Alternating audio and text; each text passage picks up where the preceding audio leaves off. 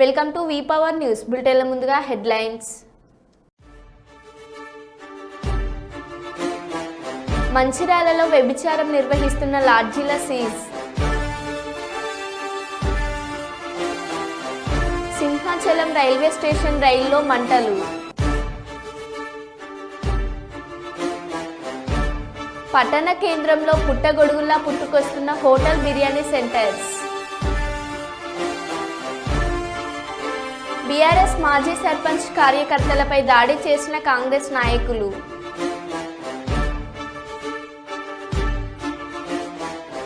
ఇది మంచి ప్రభుత్వం కార్యక్రమంలో ఇంటింటికి వెళ్లి కరపత్రాలు అందజేసిన అనపర్తి ఎమ్మెల్యే నల్లమిల్లి.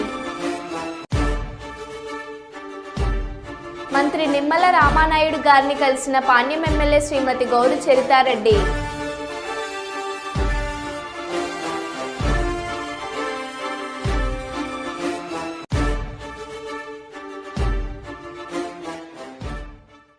ఇక వివరాల్లోకి వెళ్తే గుంటూరు జిల్లా ప్రతిపాడు నియోజకవర్గం కాకుమోను మండలం బీకేపాలెం గ్రామంలో ప్రభుత్వం యొక్క 100 రోజుల పరిపాలన పురస్కరించుకొని మంచి ప్రభుత్వం కార్యక్రమాన్ని ప్రతిపాడు నియోజకవర్గ శాసనసభ్యులు రామాంజనేయులు ఆధ్వర్యంలో కార్యక్రమాన్ని ఏర్పాటు చేశారు.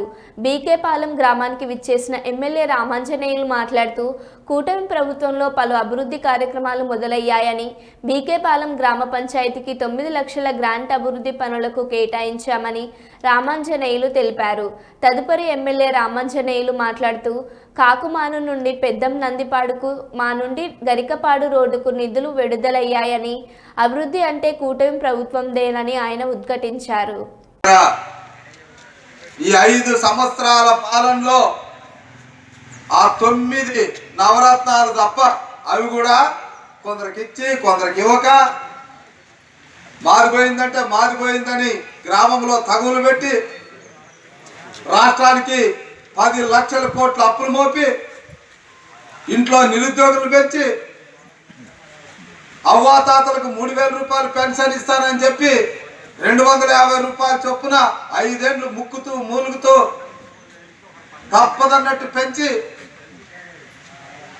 ఏ ముఖం పెట్టుకొని ప్రజల మధ్యకు రాలేకపోయారు. కాబట్టి ప్రజాస్వామ్యంలో ఏ ప్రభుత్వానికి జరగనటువంటి ఘోర అపజయం వైసీపీకి జరిగింది. లేదా ఈ కార్యక్రమాల్లో తెలుగుదేశం పార్టీ వాళ్ళకు లబ్ధి కానీ చేకూరింది అని చెప్పగలిగిన వైసీపీ నాయకుడు ఎవరైనా ఉంటే రండి, ఛాలెంజ్ చేస్తారు. మీలాగా చేసే ప్రతి కార్యక్రమంలో చివరికి తిరుపతి లడ్డులో కూడా ప్రజల్ని, భక్తుల్ని, ఎస్సీలని, ఎస్టీలని, ఎస్సీలకైతే 29 స్కీములు రద్దు, బీసీలకైతే 30 స్కీములు రద్దు, మైనార్టీలకైతే 9 స్కీములు రద్దు, కాపులకైతే 11 స్కీములు రద్దు. రద్దుల ప్రభుత్వం కాదు ఇది, పన్నుల ప్రభుత్వం. నేను ముఖ్యంగా ఆయనకి ప్రత్యేకమైన ధన్యవాదములు. అలాగే చంద్రబాబు నాయుడు గారు కూడా వరద ప్రభావిత ప్రాంతాల్లో ఆయన ప్రాణాలు సైతం లెక్క చేయకుండా ఆయన చేసిన పని అందరినీ కూడా ఆశ్చర్యానికి గురి చేసింది. నాకు ఈ మంచిర్యాల జిల్లా కేంద్రంలో వ్యభిచారం విచ్చలవిడిగా సాగుతుంది. గత కొన్ని రోజులుగా పోలీసుల దాడుల్లో పలు లాడ్జీల్లో నిర్వాహకులు పట్టుబడుతున్న వ్యభిచారం ఆగడం లేదు. దీంతో శనివారం పట్టణంలోని పలు లాడ్జీలను తహసీల్దార్ రత్తాలి ఖాన్, పట్టణ సిఐ బాన్సీలాల ఆధ్వర్యంలో సీజ్ చేశారు.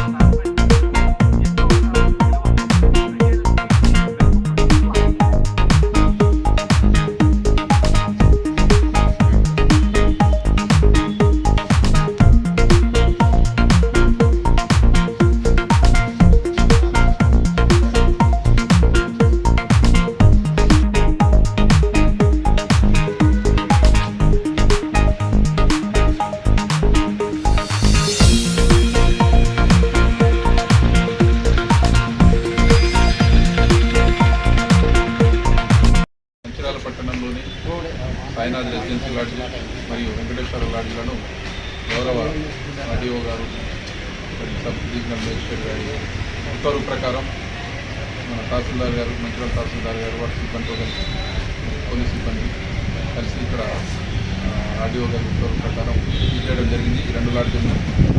దీని యొక్క ముఖ్య ఉద్దేశము గత నెలలో 2 సార్లు ఈ సాయినాథ్ రెసిడెన్సీలో వ్యభిచారం అంటే అసాంఘిక కార్యకలాపాలు నడుస్తున్నట్టు గుర్తించి కేసు నమోదు చేయడం జరిగింది.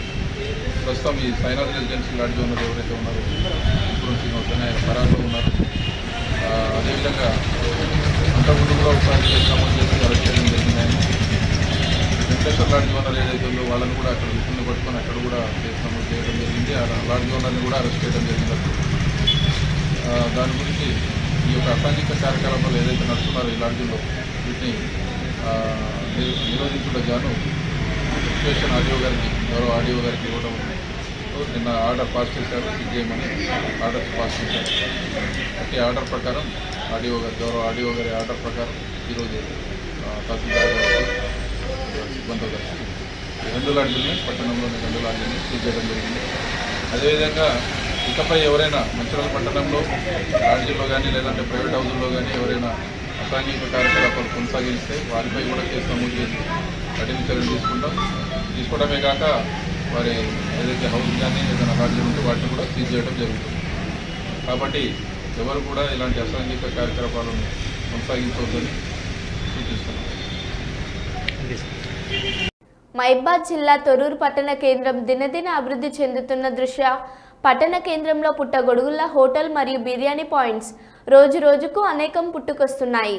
నాణ్యత లేని ఆయిల్తో టిఫిన్లు తయారు చేస్తున్నారని కాసుల మత్తులో అనుమతులు ఇస్తున్న అధికారులు, ప్రజల ఆరోగ్యాలతో చెలగాటమాడుతున్న వ్యాపారస్తులు. పూర్తి వివరాల్లోకి వెళ్తే తొర్రూరు మున్సిపాలిటీ దినదిన అభివృద్ధి చెందుతున్న దృష్ట్యా పట్టణ కేంద్రంలో హోటళ్లు, తోపులాట బండ్లు, బిర్యానీ పాయింట్స్ మరియు ఫాస్ట్ ఫుడ్ సెంటర్లు పుట్టగొడుగుల్లా పుట్టుకొస్తున్నాయి.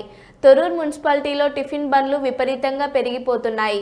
వారు ఎలాంటి నాణ్యత లేని ఆయిల్ వాడుతూ వ్యాపారం చేసుకుంటూ ప్రజల ప్రాణాలతో చెలగాటమాడుతున్నారు. హోటల్ యాజమాన్యం వారు వాడిన నూనెనే మళ్ళీ వాడుతూ తన ఇష్టానుసారంగా వివరిస్తున్నారు. ఇంత జరుగుతున్నప్పటికీ సంబంధిత అధికారులైన మున్సిపాలిటీ శాఖ అధికారులు, జిల్లా హెల్త్ డిపార్ట్మెంట్ అధికారులు, ఫుడ్ సేఫ్టీ అధికారులు మరియు సంబంధిత అధికారులు అటువైపు కన్నెత్తి చూసిన పాపాన పోలేదని పలువురు స్థానిక ప్రజలు ఆరోపిస్తున్నారు.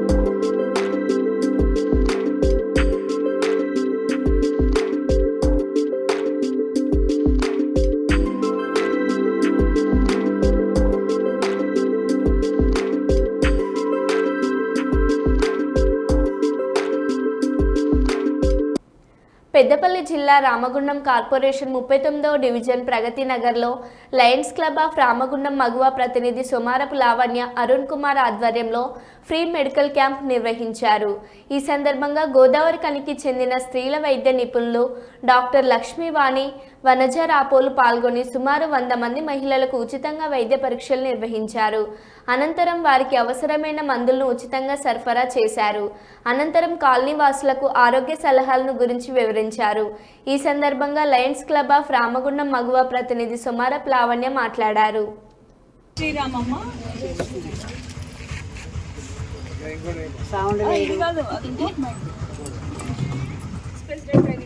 డాక్టర్ వనజా మేడం గారికి, అలాగే ఇక్కడ ఉన్నటువంటి మగువ క్లబ్ ఏర్పడినప్పటి నుంచి కూడా లయన్స్ క్లబ్ అంటే ఏంటిదంటే పేదవారి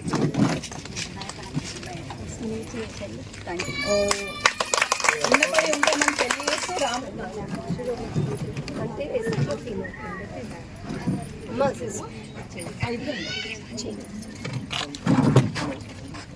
ఇంకోటి మెడ నొప్పి ఉందా? లేదు. మెడ నొప్పి ఈసీజీ ఎప్పుడన్నా తీయించారు. చెయ్యి నొప్పి అయినా సరే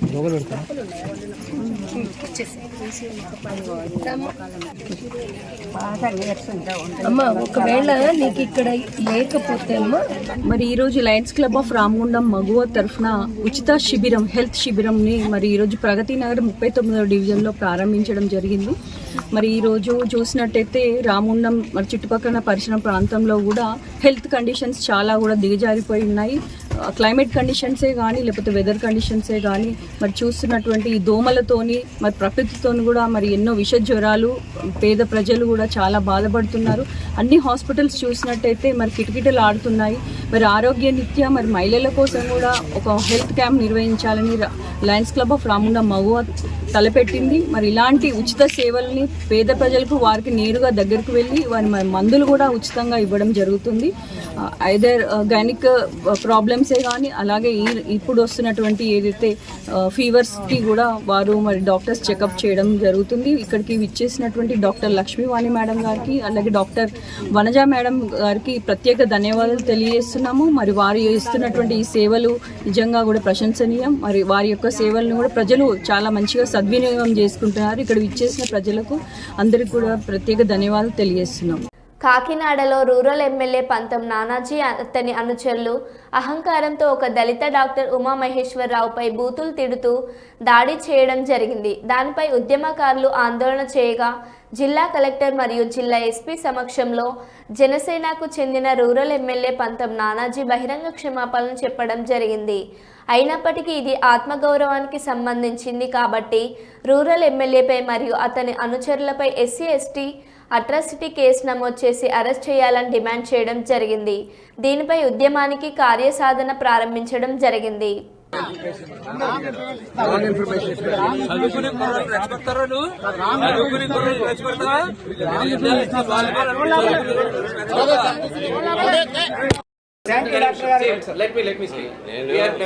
కేసు ఫైల్ చేయొద్దని కూడా అడగట్లేదు. జరిగింది నేను డాక్టర్ జాతిని కానీ ఇంకొక జాతిని కానీ ఉద్దేశించి నేను మాట్లాడలేదు. అలా ఎవరితోటి ఎప్పుడు ప్రవర్తించలేదు. ఫస్ట్ టైం ఉద్రేకపూర్వకంగా జరిగింది. తీరా చూస్తే ఈయన నా మిత్రుడే. ఆ చీకట్లో తీరా చూస్తే ఈయన నా మిత్రుడే. సరే, అది వదిలేస్తే అది జాతిపరంగా ఒక వృత్తిపరంగా వెళ్తుంది కాబట్టి ఆ వృత్తికి క్షమాపణ చెప్తా ఉన్నాను నేను. దానికేంటి సార్? హెచ్ఓడి సార్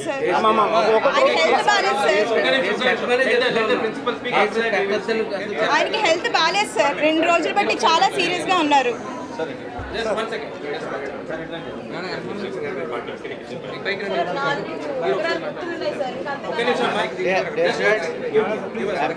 ఎమ్మెల్యే గారు కేసు ఫైల్ చేయడానికి కూడా అడగడానికి రాలేదు. మనం కేసు ఫైల్ చేస్తున్నాం, అందరూ మనం ఏం లేదు. ఎవరైతే మ్యాన్ హ్యాండిల్ చేసారో అందరినీ పెడుతున్నాం.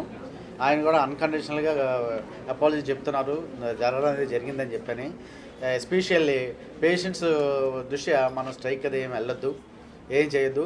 ఒకవేళ నిజంగా కానీ ఇది ఇక్కడతో ఆగిపోతే మనం స్టార్ట్ చేద్దాం, ప్రాబ్లం ఏమీ లేదు. కానీ 2-3 రోజులుగా కంపల్సరీ ఎఫ్ఐఆర్ ఫైల్ అవుతుంది. ఎందుకంటే first we have to identify the culprits. ఇవన్నీ పెట్టి నేనే ఇస్తాను కంప్లైంట్. ఇచ్చిన తర్వాత ఎఫ్ఐఆర్ వేస్తారు. ఎమ్మెల్యే గారు ఏమన్నా సార్? ఎమ్మెల్యే గారు ఏమన్నా తర్వాత నేనే రాయాలి. సో మీరందరూ నాకు కోఆపరేట్ చేసినందుకు, అలాగే నాతో పాటు దెబ్బలు తిన్న స్టూడెంట్స్ కూడా నా ప్రగాఢ సానుభూతిని తెలియజేస్తున్నాను. ఎమ్మెల్యే గారిని నేనైతే నాకు పర్సనల్ కోపం అయితే ఏమీ లేదు. కానీ ఆయన 10 మంది మధ్యలో చేసిన పద్ధతి బాగాలేదు, అంతే.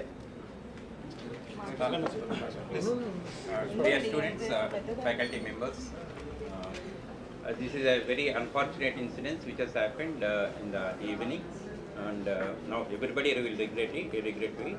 Now action is taken properly immediately by the district authorities, collector sir and SP sir also. And also I rang up and spoke to our health secretary at higher officials to the health side, health minister and health secretary also.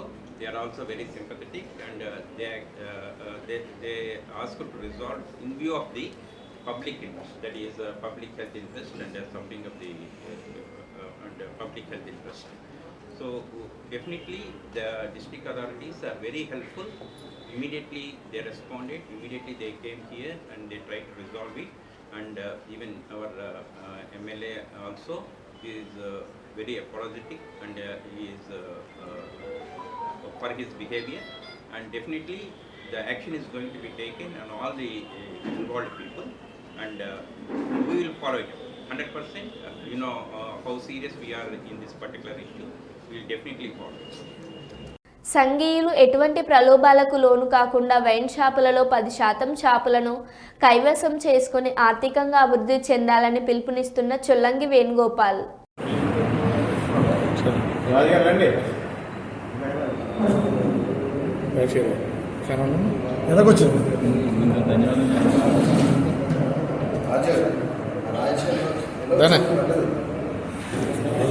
చెప్పండి. Okay. ముఖ్యంగా ఈరోజు ఈ రాష్ట్ర ప్రభుత్వం ఏదైతే ఉమ్మడి మేనిఫెస్టోలో చేర్చి పొందుపరిచి ఈ బీసీలు అయినటువంటి శెట్టి బల్జా శ్రీసేన యాత గౌడ ఉపకులాలన్నింటినీ దృష్టిలో పెట్టుకుని సుమారు 40 లక్షల మందిని దృష్టిలో పెట్టుకుని వారి యొక్క వృత్తి కోల్పోయి ఉన్నాం. మేము స్వాతంత్రం వచ్చినప్పటి నుంచి ఈ రోజు దాకా కూడా మా యొక్క కుల వృత్తి ఏదైతే ఉందో ఆ గీసిన కళ్ళని మిగిలిన దాన్ని యారక్కి తయారు చేసి అమ్ముకునే పరిస్థితి ఉండేది. అటువంటి పరిస్థితుల నుండి దూరం అయిపోయి మేము వృత్తి కోల్పోయి ఉన్నాం. అటువంటిది ఈరోజు రాష్ట్ర ప్రభుత్వం గుర్తించి మాకు ప్రత్యేకంగా 10% రిజర్వేషన్ కేటాయించడం మేము నిజంగా హర్షం వ్యక్తపరుస్తున్నాము. ధన్యవాదాలు. ఎందుకంటే ఏ రోజు ఏ ప్రభుత్వం కూడా మా గురించి పట్టించుకున్న దాఖలాలు లేవు. మేము ఒకటే కోరుకున్నాము, 20% ఇస్తారని చెప్పి మేము వారు చెప్పింది చంద్రబాబు నాయుడు గారు 20% ఇస్తారని చెప్పి ప్రకటించడం జరిగింది. మేము ఆశించాము, కానీ 10% ప్రకటించారు. చాలా సంతోషం. వారికి నిజంగా మేము కృతజ్ఞతలై ఉంటాము. కానీ మేము 2 లక్షల రూపాయలు కట్టాలంటే ఇబ్బంది అవుతుంది కాబట్టి కేవలం ఈ ఏదైతే 10% ఉన్నటువంటి షాపులకి 2% ఒక 50% తగ్గించి ₹1,00,000 రాయితీగా ప్రకటించాలని మేము ప్రభుత్వాన్ని కోరుకుంటున్నాం. అదే రకంగా ఏదైతే ఈ షాపులు అయితే ఉన్నాయో ఈ కులాలు అభివృద్ధి చెందాలి, అట్టడి కోరిక అణగారిపోయినటువంటి కులాలకి అభివృద్ధి చెందితే బాగుంటుంది, వాళ్ళ కుల వృత్తి కోల్పోయారని చెప్పి గుర్తించి ఈ 40 లక్షల మంది దృష్టిలో పెట్టుకుని మనకి ఒక 10% షాపులు కేటాయించడం జరిగింది. అంటే ఈ సుమారు 400 షాపులు వస్తాయంటే అవి మన ఒక్కరే కాదు, మన సొత్తు కాదు.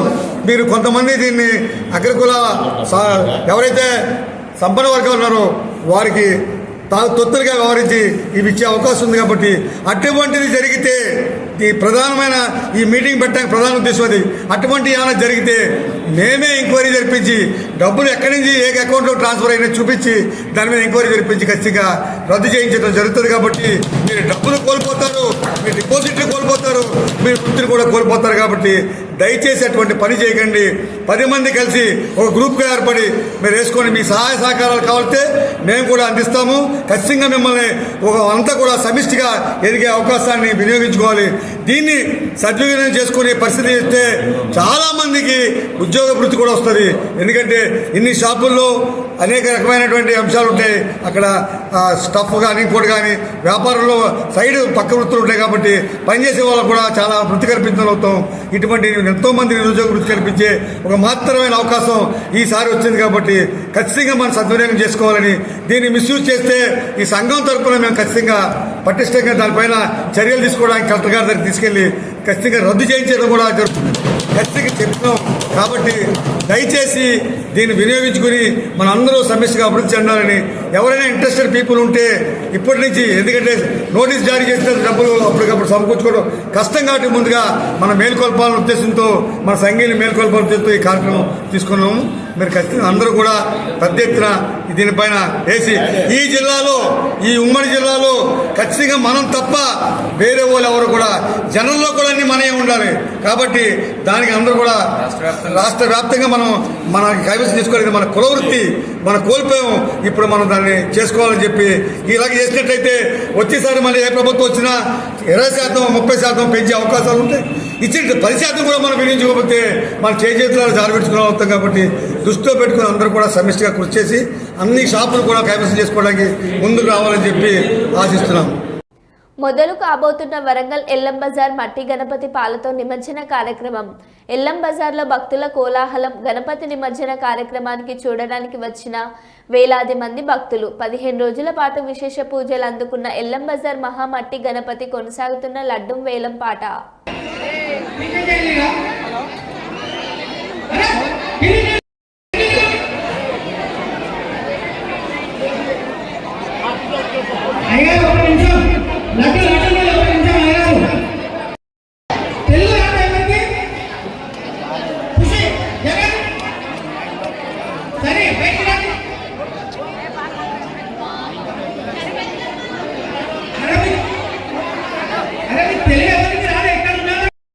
మనస్ఫూర్తిగా కోరుకుంటూ వారి కుటుంబం అందరూ ఆ గణపతి ఆశీర్వాదంతో చల్లగా ఉండాలని మనస్ఫూర్తిగా కోరుకుంటూ ఆ మహాప్రసాదాన్ని.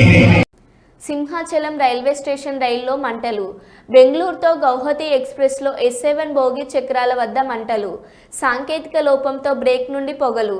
భయంతో పరుగులు తీసిన జనం పొగను అదుపులోకి తెచ్చిన ఫైర్ సిబ్బంది. అదుపులోకి వచ్చిన అనంతరం ట్రైన్ గౌహతి వైపుకు ప్రయాణం సాగింది.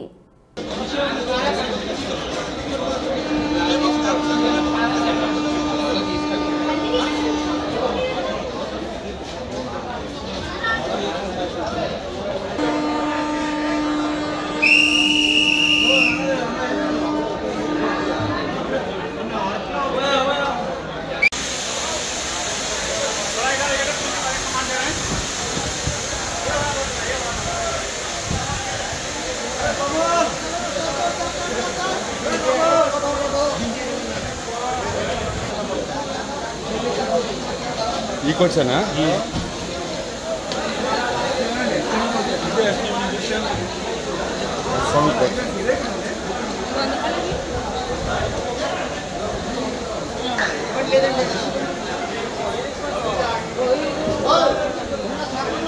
ఏదో బండి ఉందండి ఒకటి.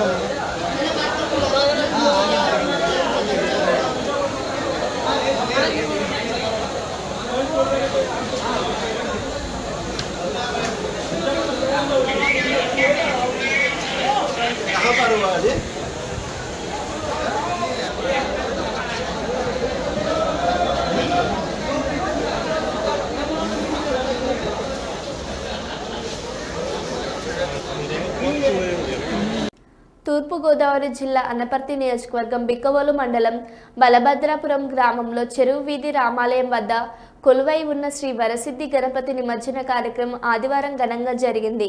ముందుగా పూజా కార్యక్రమంతో మొదలైంది. గరగలు, తీన్మారు బుట్ట బొమ్మలు, గారడి సాంస్కృతిక కార్యక్రమాలతో భక్తితో మహిళలు, యువత, పెద్దలు సంతోషంగా స్వామివారిని నిమజ్జనం చేశారు. ఈ చెరువు వీధి వినాయక నిమజ్జనం వేడుకలు ఎప్పుడు ఘనంగా జరిపిస్తారు. గ్రామ ప్రజలు అంతా ఈ సంబరాలు చూసి ఆనందం వ్యక్తం చేశారు. అలాగే ఇక్కడ అన్నదాన కార్యక్రమం కూడా మంగళవారం జరుగుతుందని ఆలయ కమిటీ వారు, భక్తులు అందరూ వచ్చి స్వామివారు ప్రసాదం స్వీకరించాలని తెలియజేశారు. ఇక్కడ అన్నదానం స్పెషల్. పెళ్లి భోజనాల కన్నా గొప్పగా అన్ని రకాల వంటకాలతో అన్నదానం చేయడం చెరువు వీధి వరసిద్ధి వినాయకుడు ప్రత్యేకత అని గ్రామస్తులు అంటున్నారు.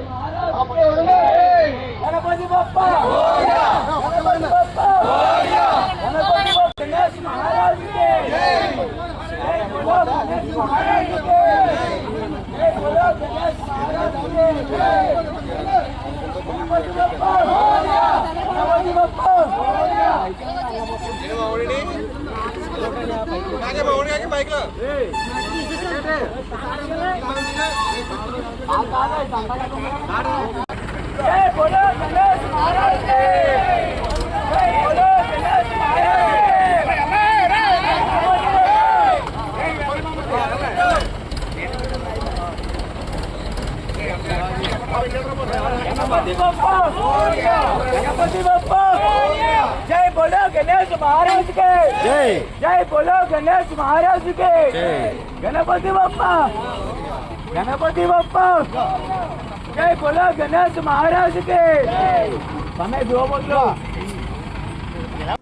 మరో బులెటిన్లో మళ్ళీ కలుద్దాం. Stay tune.